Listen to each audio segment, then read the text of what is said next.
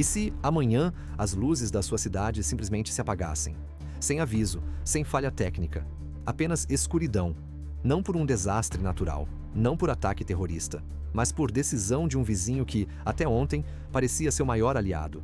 Foi exatamente isso que os Estados Unidos ouviram quando a província de Ontário, a mais industrializada do Canadá, anunciou 25% de sobretaxa sobre toda a eletricidade exportada para o território americano. E o recado foi ainda mais claro entre as linhas. Se a Casa Branca continuar com suas tarifas, não hesitaremos em cortar o fornecimento de energia. Literalmente desligar vocês. O Canadá, silenciosamente, passou anos se posicionando como o coração energético da América do Norte. Mais de 70 bilhões de dólares em petróleo bruto, 9 bilhões de metros cúbicos de gás natural liquefeito, GNL, por ano. E sim, energia elétrica vinda das vastas hidrelétricas canadenses, que alimentam lares, indústrias e hospitais em dezenas de estados americanos. A guerra comercial iniciada por Donald Trump em seu segundo mandato vinha se intensificando. Primeiro foram as tarifas sobre o aço e o alumínio. Depois, uma avalanche de medidas contra veículos, produtos agrícolas e tecnologia estrangeira. Para muitos, era apenas retórica nacionalista. Para outros, a tentativa de retomar o controle econômico perdido. Mas para o Canadá, foi um tapa na cara. E Ontário decidiu revidar. Porque Ontário não é qualquer província. É o motor industrial do país. Lar de centros de energia, fabricação automotiva, tecnologia e inovação. Quando Ontário fala, o Canadá ouve. E quando Ontário age, o mundo sente. A eletricidade canadense corre pelas veias do Nordeste dos Estados Unidos. Estados como Nova York, Michigan, Illinois e partes da Nova Inglaterra dependem dessa energia para manter indústrias, escolas e famílias funcionando. Cortar esse suprimento, ou mesmo torná-lo mais caro, não é apenas uma inconveniência, é um colapso anunciado. O Canadá está cansado de pedir licença. Está cansado de depender das decisões erráticas de Washington. E agora, com Mark Carney no comando, um primeiro-ministro tecnocrata, metódico e cerebral, o país passou a jogar xadrez enquanto Trump joga pôquer. A eletricidade foi o estopim, mas o que Ontário realmente ligou não foi um interruptor, foi uma nova era. O mapa energético da América do Norte revela uma verdade incômoda. Os Estados Unidos precisam mais do Canadá do que o contrário. Mais da metade do petróleo importado pelos americanos vem do Canadá. O gás natural cruza fronteiras subterrâneas para aquecer lares durante os invernos rigorosos. A energia hidrelétrica canadense é mais limpa, mais estável, mais barata e agora também mais valiosa. Por anos, os Estados Unidos acreditaram que a interdependência era sinônimo de controle, mas Ontário mostrou que interdependência também pode ser uma arma, principalmente quando aquele que é visto como dependente, na verdade, carrega o botão de ligar e desligar. E enquanto a mídia americana debatia se a ameaça era real ou apenas política, os analistas do setor energético disparavam alertas em relatórios confidenciais. Se o Canadá realmente cortar o fornecimento, pode haver apagões em série. Hospitais sobrecarregados, indústrias paralisadas, escolas fechadas. O caos silencioso que só a ausência de energia pode causar. A jogada foi ousada, talvez até arriscada, mas carregava algo ainda mais simbólico: o fim da deferência canadense. A declaração de Ontário foi apenas o início de um plano mais amplo, um plano cuidadosamente arquitetado por Carney e seus conselheiros, muitos deles vindos do mundo das finanças internacionais, para transformar o Canadá de satélite dos Estados Unidos em potência autônoma. E se isso significar apertar alguns botões ao longo do caminho, que assim seja. Imagine o que acontece quando líderes regionais como Doug Ford, em Ontário, se unem a Trudeau, Carney e outras vozes para declarar: não aceitaremos mais ser tratados como uma extensão do quintal americano. O que Ontário fez foi mais do que ameaçar apagar as luzes. Foi mostrar que, se os Estados Unidos quiserem continuar a jogar duro, o Canadá também pode jogar, e pode vencer. Mas enquanto os Estados Unidos tentam entender o alcance dessa ameaça, uma outra bomba está prestes a explodir. Uma retaliação muito mais sensível. Uma ofensiva que toca em algo que os americanos amam, consomem, exibem e veneram os carros. E um setor em particular, símbolo do orgulho nacional e do futuro energético dos Estados Unidos, está prestes a sofrer um golpe doloroso: a Tesla. O que o Canadá fará com a indústria automotiva americana e com Elon Musk pode transformar a tensão comercial em uma verdadeira guerra econômica. Imagine acordar em um dia qualquer, pegar o carro para ir trabalhar e descobrir que o modelo que você dirige agora custa o dobro do valor. Não porque ele é novo, nem porque você o tunou, mas porque 2 governos entraram em guerra. E você, motorista, virou o campo de batalha. É exatamente isso que está prestes a acontecer nos Estados Unidos, e quem apertou o gatilho foi o Canadá.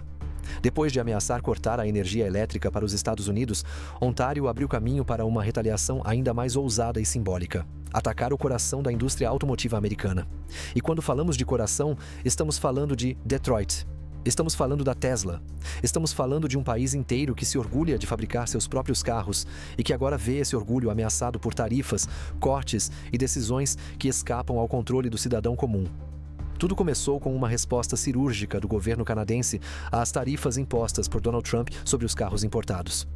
Trump acreditava estar protegendo a indústria nacional, mas o que ele não esperava era que o Canadá cortaria, sem hesitar, os incentivos fiscais concedidos a veículos elétricos americanos, especialmente os da Tesla. Sim, a empresa de Elon Musk, celebrada como a face da inovação americana, referência de tecnologia e símbolo de um futuro mais limpo, virou alvo direto de Ottawa. Em 2024, o Canadá exportou mais de 30 bilhões de dólares em carros e peças automotivas para os Estados Unidos. As montadoras americanas, por sua vez, dependem de peças canadenses para manter suas fábricas funcionando. Em Detroit, quase 1 a cada 4 componentes usados nas linhas de montagem vem do outro lado da fronteira. Retirar os incentivos e bloquear o fluxo de peças é como arrancar o volante de um carro a 120 km por hora. O desastre é inevitável. Na pequena cidade de Flint, Michigan, onde boa parte da população ainda vive da indústria automobilística, as demissões já começaram a ser discutidas. Gerentes de fábrica estão reavaliando turnos.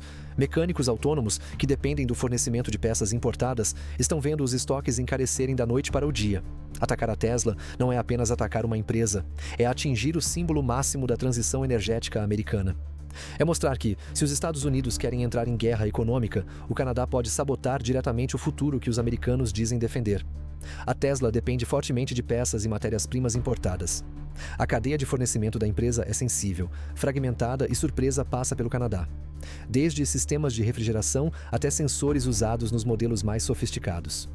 Ao retirar os incentivos fiscais de veículos elétricos americanos no Canadá, o governo de Carney atinge 2 alvos com um só tiro.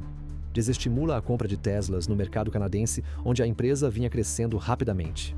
Envia um sinal de que qualquer outra montadora americana que dependa do Canadá também está vulnerável. E o governo americano, Trump respondeu como sempre, com frases de efeito, promessas vazias e insultos genéricos. Disse que o Canadá estava jogando sujo, que nós vamos vencer no final, e que nenhum país se beneficiará da nossa generosidade. Mas para o cidadão americano, essas palavras não enchem o tanque.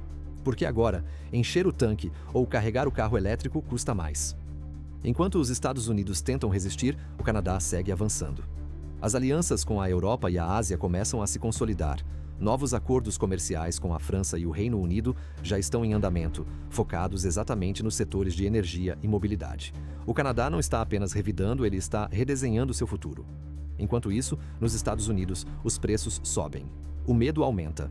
A ironia é que muitos dos americanos que hoje enfrentam essas dificuldades foram os mesmos que celebraram as tarifas como um ato de soberania.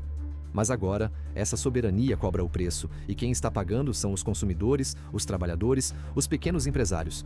E o mais curioso ou trágico é que a Tesla, símbolo de independência energética, está se tornando refém de uma crise geopolítica. Em vez de libertar o cidadão comum da gasolina, ela está sendo usada como peão em um tabuleiro onde cada movimento custa bilhões. E mais grave ainda, pode custar a reputação de um país inteiro. O Canadá não está blefando. Ontário mostrou isso na energia. E agora, Carney está mostrando com os motores. A relação que tínhamos com os Estados Unidos acabou. Mark Carney, primeiro-ministro do Canadá. Essas palavras não foram ditas em tom de ameaça. Foram ditas como constatação, como quem já virou a página. E talvez seja isso que mais assuste os Estados Unidos. O Canadá não está recuando, ele está partindo. Mas essa partida levanta novos conflitos, novas perguntas e um novo campo de batalha: a comida. O que acontece quando o inimigo não ataca com bombas, mas com trigo? Quando não destrói fábricas, mas desestabiliza o preço do leite no mercado local? Quando o campo de batalha não é um território estrangeiro, mas o corredor do supermercado da sua cidade? É assim que começa a nova fase dessa guerra comercial entre Canadá e Estados Unidos. E desta vez, não é sobre energia, nem sobre carros, é sobre comida. Sobre o que vai ou deixa de ir para o seu prato. Depois de ameaçar desligar a luz e encarecer os carros, o Canadá voltou sua artilharia para onde dói mais: a mesa da classe média americana. Você sabia que o Canadá fornece à economia dos Estados Unidos bilhões em produtos agrícolas todos os anos? Estamos falando de canola, trigo, carne bovina, laticínios e até ovos fertilizados para granjas industriais. É um sistema tão integrado que, em muitos estados, há produtos americanos nos mercados que, na verdade, nasceram em fazendas canadenses. O número é assustador.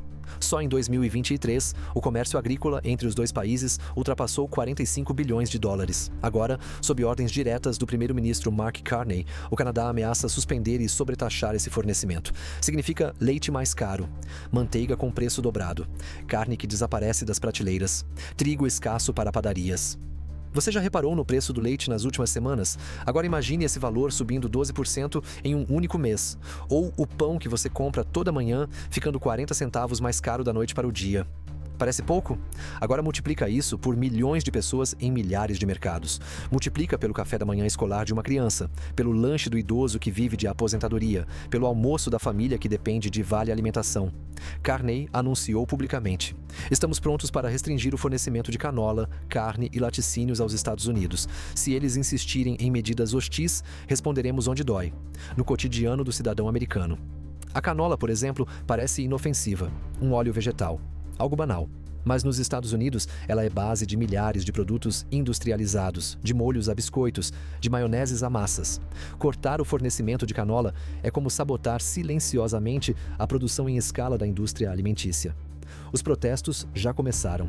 Em Wisconsin, agricultores protestaram diante do escritório de comércio local. No Texas, consumidores montaram grupos online denunciando aumentos suspeitos em carnes e laticínios. Na Califórnia, redes de supermercados alertaram sobre revisões emergenciais de preços. Enquanto isso, o Canadá não está apenas apertando o cerco, está abrindo portas.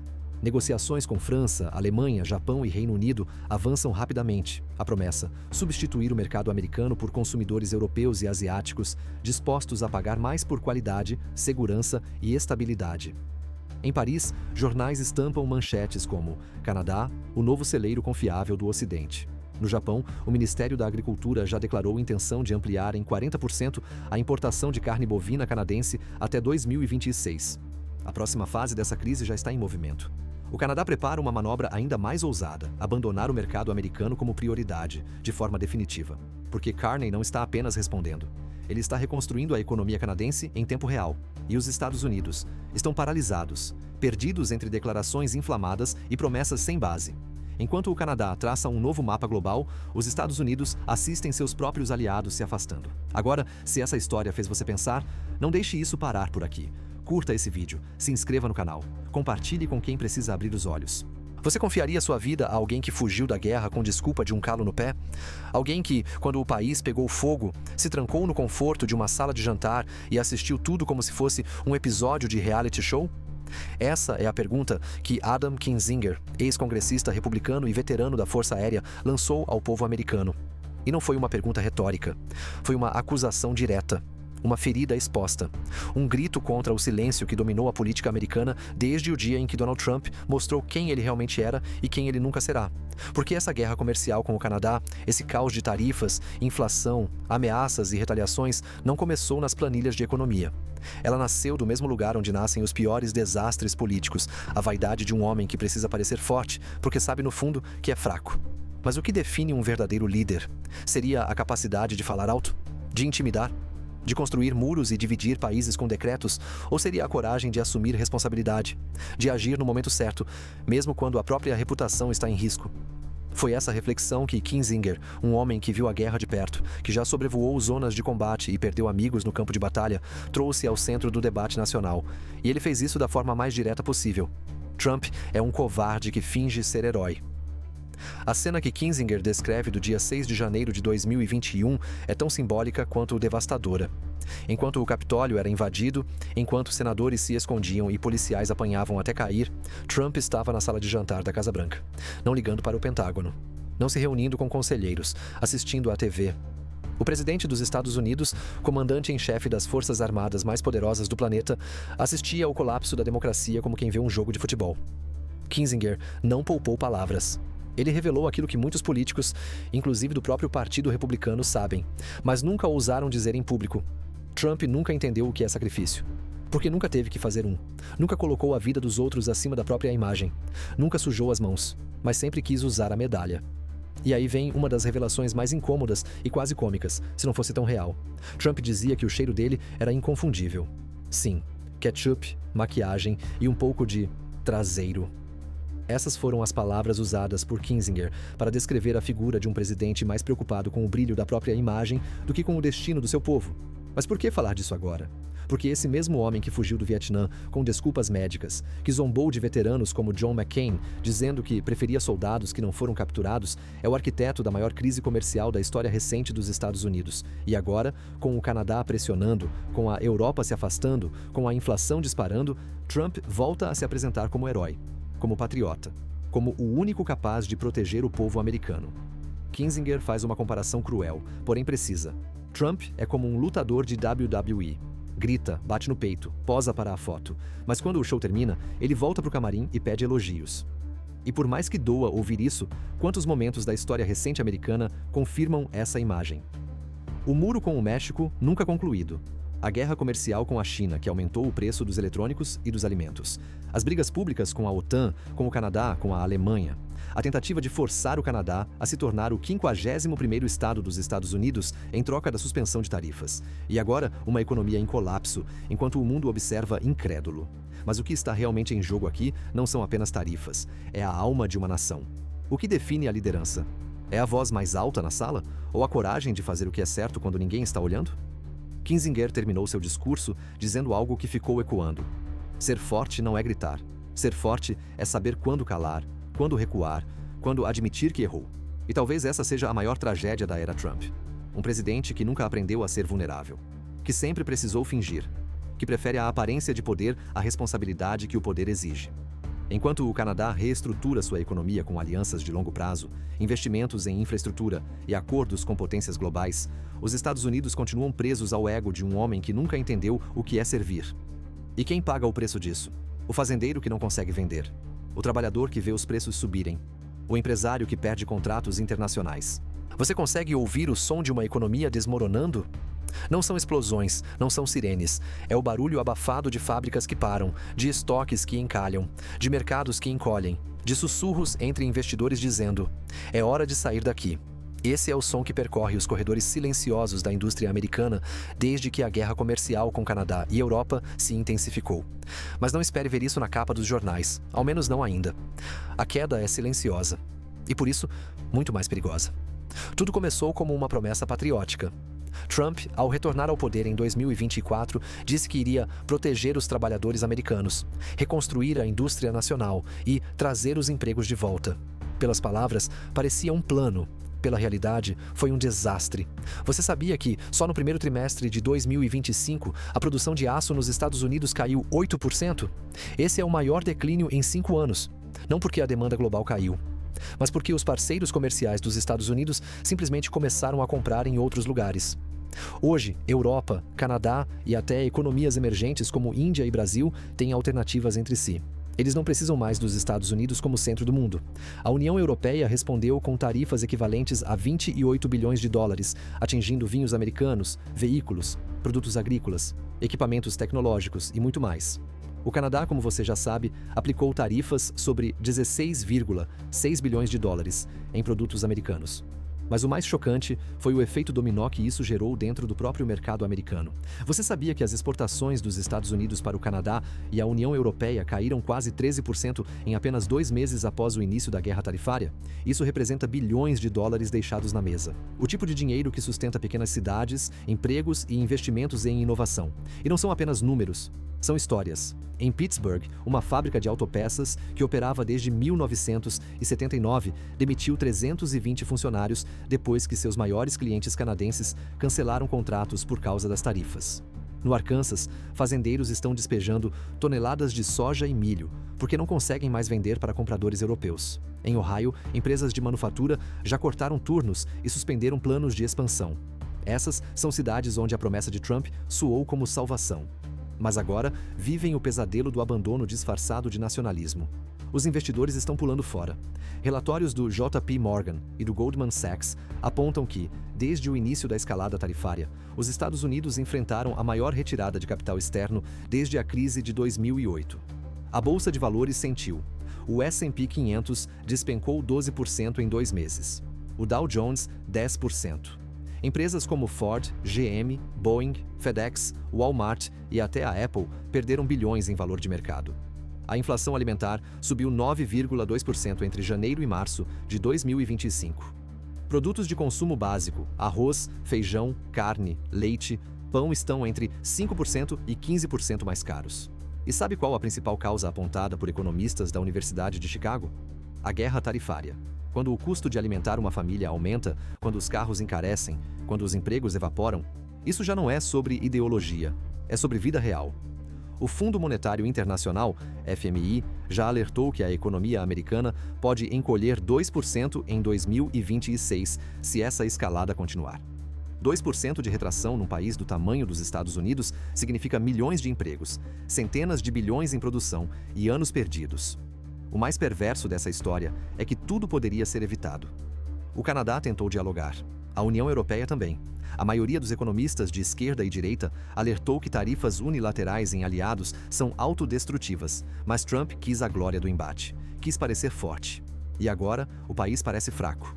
Toda nação tem um limite, uma linha que, ao ser cruzada, deixa de ser diplomacia e vira humilhação. Em março de 2025, os Estados Unidos cruzaram essa linha com um passo tão absurdo, tão desrespeitoso, que um aliado histórico reagiu como um inimigo em guerra. E o mundo inteiro entendeu. O Canadá nunca mais seria o mesmo. No dia 10 de março de 2025, o mundo assistiu, perplexo, ao anúncio feito pela Casa Branca. Uma tarifa de 50% sobre todos os produtos canadenses. Mas o mais escandaloso não era o valor. Era a condição para que ela fosse retirada. O Canadá teria que se tornar o 51º estado dos Estados Unidos. Sim, você ouviu certo. Não se tratava de uma piada, nem de um comentário isolado. Era uma condição oficial, vinculada à política econômica mais agressiva da história norte-americana em tempos de paz. A proposta era mais do que provocação. Era uma ofensa direta à soberania de um país inteiro. Um ultimato que soava como imperialismo disfarçado de diplomacia. E para muitos, foi o último prego no caixão da relação entre Estados Unidos e Canadá. Mas o que levou Trump e sua equipe a fazerem uma exigência tão bizarra? Alguns dizem que foi desespero, outros, megalomania. Talvez ambos. O que se sabe é que naquele momento, os Estados Unidos estavam encurralados. A economia interna sangrava. As tarifas estavam gerando inflação. A bolsa havia despencado. Os aliados se afastavam. E o Canadá, que sempre foi visto como o vizinho calmo, agora contra-atacava com inteligência, estratégia e firmeza. A resposta de Ottawa, no entanto, foi ainda mais poderosa que qualquer retaliação econômica. O Canadá não está à venda. Essas foram as palavras do primeiro-ministro Mark Carney, transmitidas ao vivo para o mundo todo. Ao lado dele, a imagem que correu os jornais.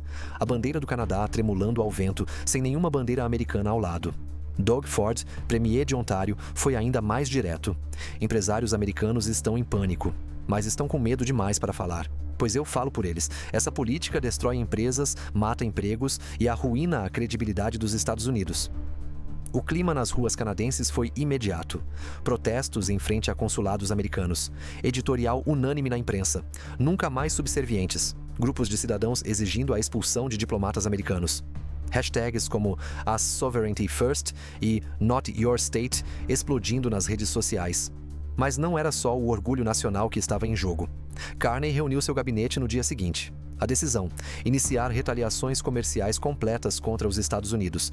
Produtos como soja americana, milho, algodão, equipamentos tecnológicos, máquinas agrícolas e até mesmo componentes da Tesla seriam alvo direto de tarifas e bloqueios. O Canadá também deu sinal verde para negociar acordos bilaterais com a China, Coreia do Sul, Alemanha, França e Japão, simultaneamente, com urgência. O objetivo? Substituir os Estados Unidos. E se você acha que isso é exagero, pense de novo. Mais de 75% das exportações canadenses iam para os Estados Unidos até 2023. Em menos de um mês, esse número começou a cair. E novas rotas de comércio estavam sendo ativadas com velocidade militar. Em vez de recuar, a administração Trump reforçou as tarifas e começou a ameaçar corporações americanas que tinham laços com o Canadá. Ford, General Motors, Apple, Boeing e Amazon todas se viram no meio de um conflito diplomático e começaram a vazar, discretamente, alertas internos a investidores. As políticas da Casa Branca estão comprometendo o abastecimento e a produção. O gesto de exigir a anexação de um país soberano em troca de alívio econômico não foi só diplomática e economicamente catastrófico. Foi um sinal para o mundo de que os Estados Unidos não sabem mais liderar, só sabem mandar. Em 2025, o mundo descobriu que até o mais pacífico dos aliados tem um limite. E que, quando esse limite é cruzado, ele não grita, ele vira a página. A grande virada começou com o petróleo. Durante décadas, mais de 98% das exportações de petróleo bruto do Canadá iam para os Estados Unidos. Era conveniente, lucrativo e perigoso, porque quando um único país controla quase todo o seu mercado, ele também controla sua independência. Em resposta à guerra tarifária, Carney anunciou o início do projeto Aurora, uma reformulação completa da política energética canadense, com foco em diversificação de exportadores, infraestrutura independente e acordos plurianuais com países asiáticos. Você sabia que o Trans Mountain Pipeline, que liga Alberta à costa pacífica da Colômbia Britânica, triplicará sua capacidade até 2026? Isso significa 890 mil barris por dia, prontos para embarque direto para a Ásia, sem precisar dos Estados Unidos, sem depender da boa vontade da Casa Branca. A virada do gás natural veio com o LNG Canada, um projeto monumental de 40 bilhões de dólares, a maior iniciativa privada da história do país, capaz de exportar 14 milhões de toneladas por ano para Japão, Coreia do Sul e China. Enquanto os Estados Unidos impunham tarifas e condições absurdas, o Canadá assinava contratos de longo prazo com as maiores economias do planeta. Esses contratos vêm com uma palavra que os americanos esqueceram de cultivar: confiança. Até 2030, os Estados Unidos devem voltar a ser importadores líquidos de petróleo. Sim, mesmo com o shale gas, mesmo com as reservas internas, a demanda supera a capacidade. E sem o Canadá como fornecedor confiável, os Estados Unidos terão que recorrer a mercados instáveis, caros ou politicamente voláteis, como Oriente Médio e África do Norte. Resultado: gasolina mais cara, custo de transporte mais alto, inflação estrutural e uma economia ainda mais frágil. Enquanto isso, o Canadá segue reposicionando seu papel no mundo. Em Bruxelas, Mark Carney foi recebido como estadista. Em Tóquio, tratado como parceiro estratégico. Na ONU, a diplomacia canadense começou a articular uma nova coalizão de países médios, dispostos a cooperar sem depender de superpotências instáveis. O nome ainda é provisório, mas os bastidores o chamam de Pacto Boreal. Um esforço para conectar democracias funcionais com recursos, estabilidade e interesse mútuo.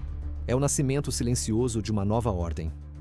Enquanto os Estados Unidos mergulham em nacionalismo, tarifas, populismo e autossabotagem, o Canadá se firma como um novo tipo de líder global, confiável, diplomático, pragmático e agora assertivo. Essa é a verdadeira vitória canadense. Não vencer uma guerra comercial, mas deixar de precisar vencê-la. E os Estados Unidos? O que restou foi o eco de uma ameaça que não funcionou, uma tarifa que não quebrou o Canadá, uma exigência que expôs a fraqueza de quem a fez. Os investidores continuam retirando capital. As exportações seguem caindo. O apoio internacional esfria. E, acima de tudo, a imagem de liderança americana ruiu diante dos olhos do mundo. E é aqui que eu falo com você. Se esse conteúdo te provocou, te esclareceu, te fez ver algo de um ângulo que ninguém mostrou, não deixa isso morrer aqui. Curta esse vídeo agora mesmo. Se inscreva no canal, não como favor, mas como ato de resistência contra a desinformação e o sensacionalismo barato. Comente aqui embaixo. Você acha que o Canadá está certo em seguir seu próprio caminho? Ou os Estados Unidos ainda podem consertar essa relação? E por fim, obrigado. Te vejo no próximo vídeo. Até já.